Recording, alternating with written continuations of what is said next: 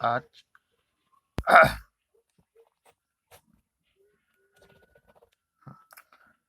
आकृति classes bye Rakesh sir. आज एक कल बताए थे कि आज एक नया टॉपिक लेके आएंगे जो है principal of superposition of charge, आवेश के अध्यारोहण का सिद्धांत। इस थ्योरी को लेके आज आए हुए हैं principal of superposition of charge, यानी आवेश के अध्यारोहण का सिद्धांत। आवेश के अध्यारोहण से क्या होता है, उसके सिद्धांत कुछ दिए गए हैं आवेश के, और इसी को लेके आज आए हुए हैं। देखिए चलते हैं। सबसे पहली बात कि principle of superposition of charge, इसके लिए कुछ डिफिनेशन को कुछ समझ लीजिए। The net force in any system is equal to the sum of individual force due to different charge in that system, then it is called principle of superposition of charge कहलाता है। English वाले के लिए, हिंदी वाले के लिए कुछ सुन लीजिए इसके बारे में। किसी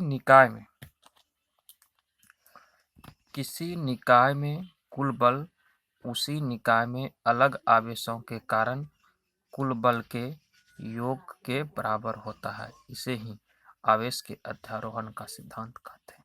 इसका मतलब आप लोग नहीं समझे। इसमें कहा कि यदि किसी एक ऑब्जेक्ट है या चार्ज, हमने इसे किसी निकाय में कुल बल जो उसका खास कुल बल होगा, अपना कुल बल होगा, और उसी निकाय में अलग आवेश है। देखिए हम एक समझिए क्या कह रहा है। कहने का मतलब, मान लीजिए एक चार्ज है जिसमें चार्ज कितना है, Q0 है, और इसका जो कुल बल होगा, यानी इस Q1, Q2, Q3 और Q4, इस सबों को, यानी इसके बीच में फोर्स Q0 और Q1, इस दोनों के बीच जो फोर्स होगा, इस दोनों के बीच जो फोर्स होगा, और इस दोनों के बीच जो फोर्स होगा, और इन सबों को जो सम कर देंगे तो जो इसका इस पर कुल बल होगा इसके बल के बराबर होगा।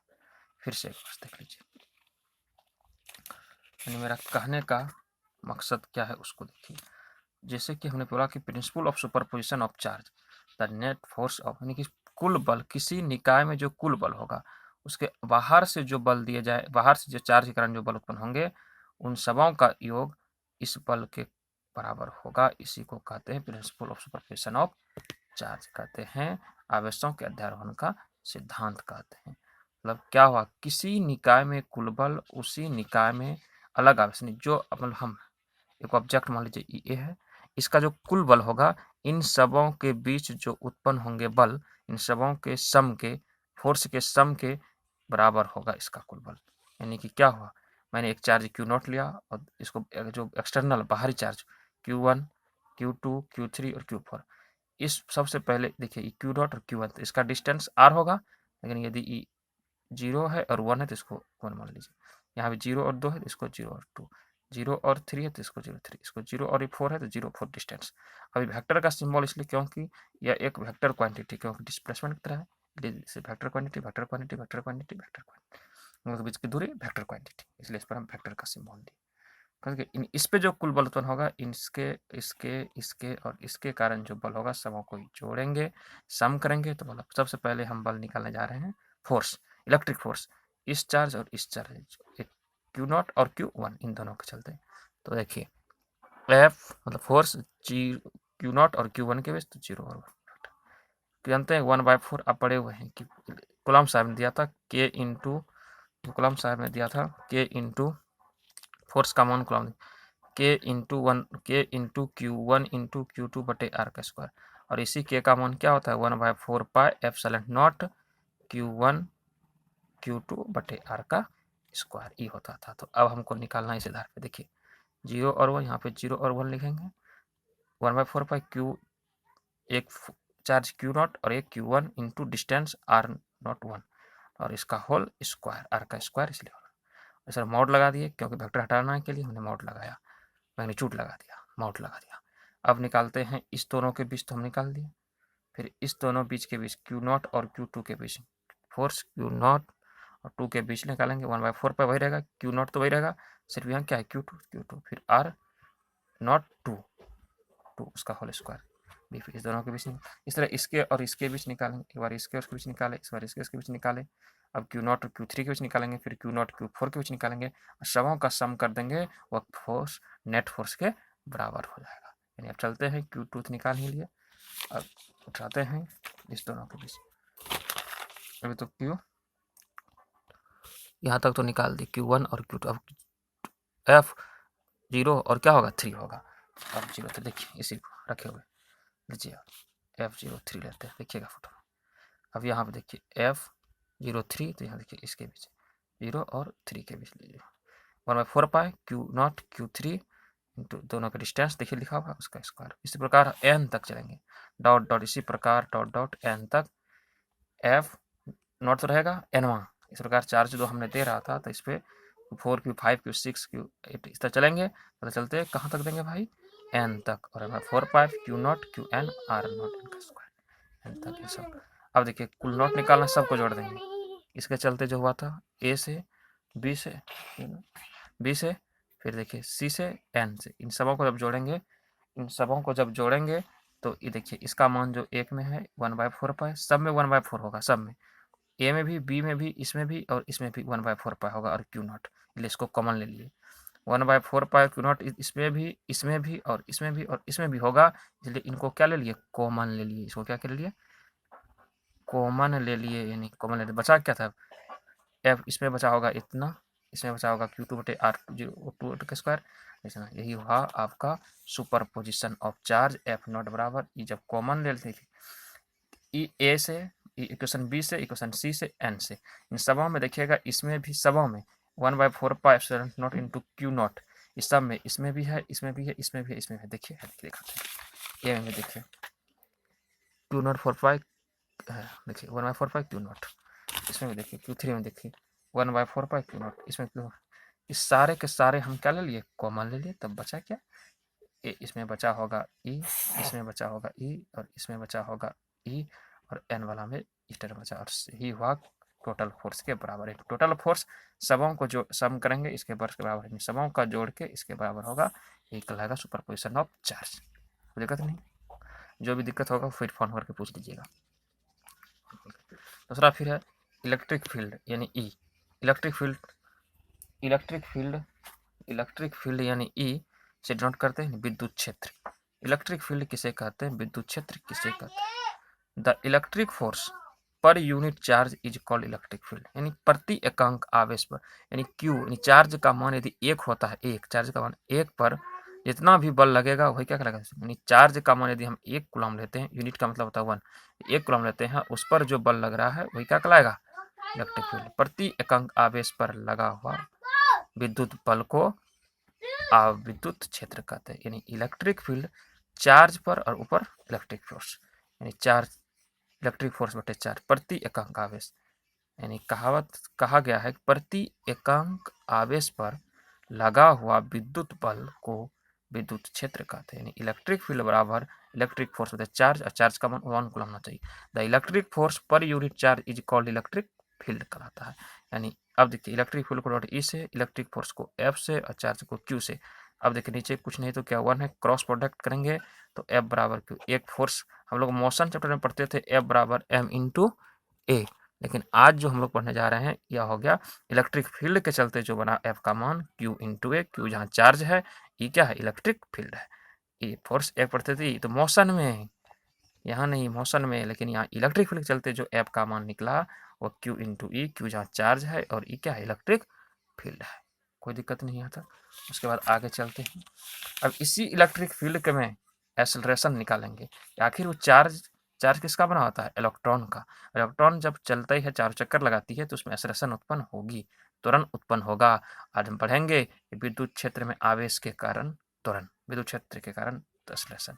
Acceleration due to electric field मतलब विद्युत क्षेत्र के कारण आवेश का त्वरण, त्वरण निकाला जा रहा है। त्वरण तो कैसे निकालेंगे, कोई भी आवेश यदि चलती है तो उसमें इलेक्ट्रॉन होगी, और इलेक्ट्रॉन जब होगी तो इलेक्ट्रॉन जब चलेगी चारों चक्कर, किसी भी धातु पर यदि इलेक्ट्रॉन चलेगा तो उसमें एक्सेलरेशन उत्पन्न होगा। देखिए हमको इलेक्ट्रिक फील्ड बनाएंगे, कैसे बनाएंगे, मैंने चार्ज क्यू चार्ज का लिया, जब चार्ज लेंगे क्यू तो इसके चारों ओर जो एरिया, इसको क्रॉस इलेक्ट्रिक फील्ड बनाया। क्या बनाया, इलेक्ट्रिक फील्ड। देखिए यदि ये क्यू चार्ज है, इसके चारों ओर तो चार्जिंग का इसका कुछ कैपेसिटी नहीं कह सकते, बशर्ते एरिया बनाएगा।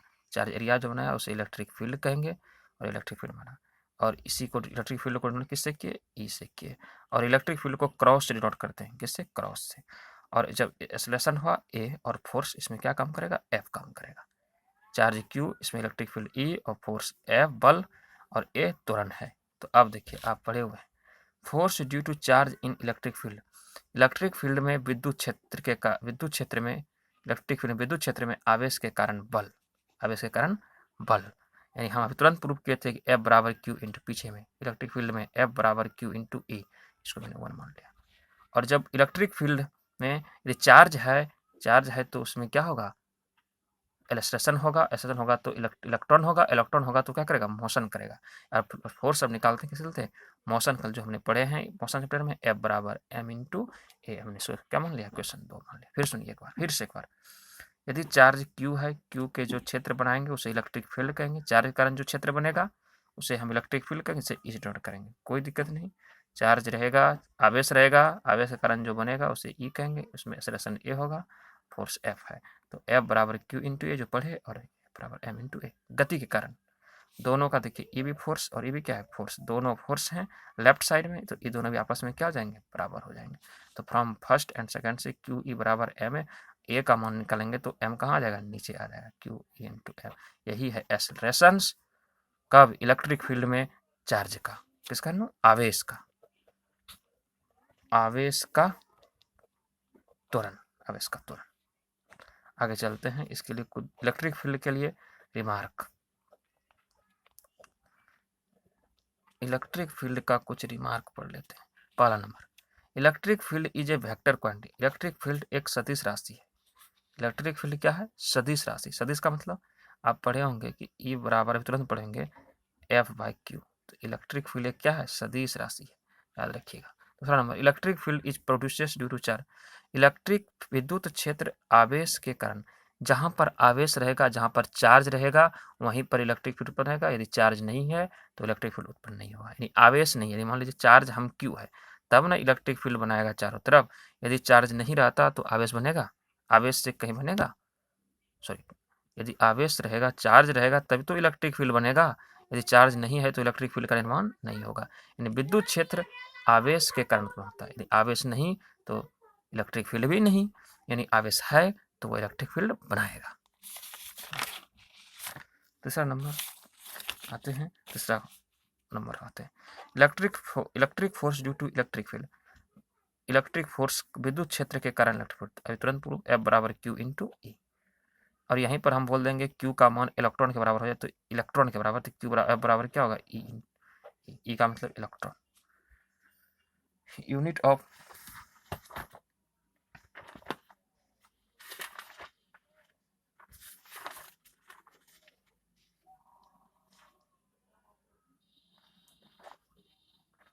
फिर आगे चलते हैं। फिर यूनिट ऑफ ई का मतलब इलेक्ट्रिक फील्ड, विद्युत क्षेत्र का यदि यूनिट निकालने का दे तो क्या होगा, विद्युत क्षेत्र बराबर होता क्या है, ई बराबर होता है फोर्स बटे कूलम।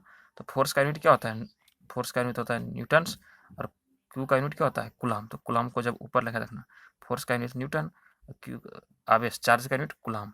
तो इसको जब ऊपर लगोगे तो यहाँ पावर 1 है, इसको जब ऊपर लगोगे तो क्या होगा, कूलम इन्वर्स हो जाएगा, न्यूटन कूलम इन्वर्स, यानी इसका यूनिट न्यूटन कूलम इन्वर्स होता है। कोई दिक्कत हुआ, देखिए ई बराबर एफ बाई क्यू, और एफ का मान न्यूटन, क्यू का मान सी, क्योंकि आवेश का कूलम, इसको 1 लगेंगे तो कूलम इन्वर्स हो गया। अब न्यूटन को केजी मीटर सेकंड पर -2 लिखते हैं, कूलम को -1, देखिए ये हो गया केजी मीटर सेकंड पर। ये भी हो सकता है, दोनों यूनिट हो गया, ये भी याद रखिए, ये भी याद रखिए। डायमेंशन, तो केजी के लिए हमने बताया फर्स्ट ईयर में, केजी के लिए हमने क्या लेता है, एम, मीटर के लिए एल, सेकंड के लिए टी, इस पावर 2 है तो, चार्ज के लिए आवेश कूलम के लिए क्यू, इसमें -1 है, ये हुआ डायमेंशन।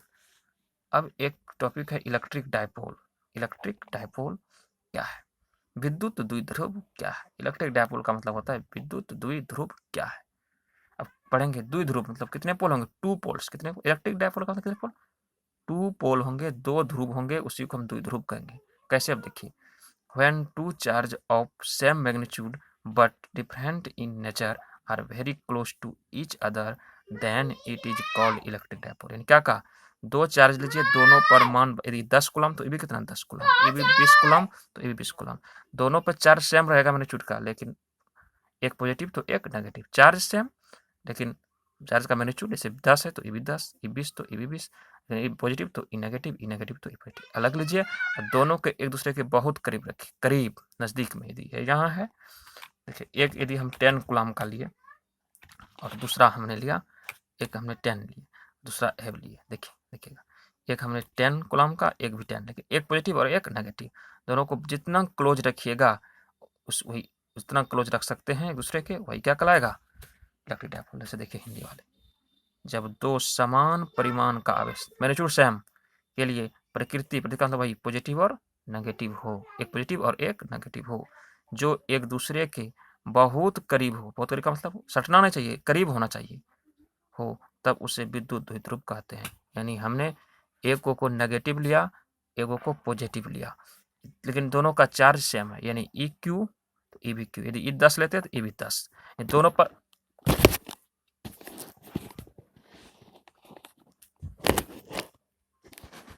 दोनों पर चार्ज क्या है, यानी दोनों पर चार्ज सेम है, यानी एक पर भी 10 तो इस पर भी 10 होना चाहिए, और ई माइनस और ई क्या प्लस होना चाहिए। देखिए ई नेगेटिव पोल, ये कितना कौन पॉजिटिव पोल, एक पोल यहाँ पर और एक पोल यहाँ पर, इसलिए कितने पोल होंगे, दो पोल होंगे, और पॉजिटिव नेगेटिव होंगे तो दोनों के बीच क्या होगा, अट्रैक्शन होगा।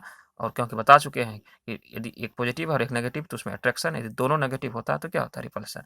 और ई पोल ए पोल, इसलिए इसका नाम क्या पड़ा, डाई पोल पड़ा। चलते हैं आगे, फिर कल आते हैं क्या कहते हैं, डायपोल मोमेंट पढ़ेंगे कल से, कल डायपोल मोमेंट पढ़ते हैं। आज हो रही है, थैंक यू।